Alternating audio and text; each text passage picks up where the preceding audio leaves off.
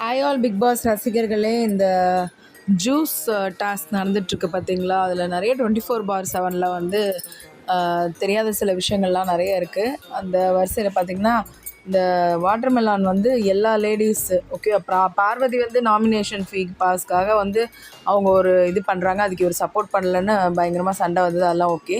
ஆனால் water melon என்னென்னா எல்லா லேடிஸையும் தலை அமுக்க சொல்லி, கை அமுக்க சொல்லி, சாப்பாடு ஊட்டி விட சொல்லி இதெல்லாம் பண்ணுறாங்க. அதில் மெயினாக வந்து ரம்யா இருக்குது பார்த்தீங்களா?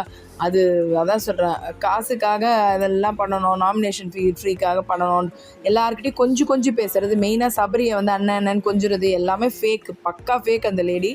அது எல்லா காயினையும் அதுதான் எடுத்துக்கிட்டு நாமினேஷன் ஃப்ரீ பாஸை வாங்கின்னு உட்காந்துக்கணும் உள்ள. இது வந்து வெளியில் வேறு மாதிரி ஆள், ஆனால் உள்ளுக்குள்ளே வந்து அப்படியே பயங்கரமாக நடிக்கிறது. இந்த ஒரு விஷயத்தில் கலையரசன் சொன்னது கரெக்டு தான்.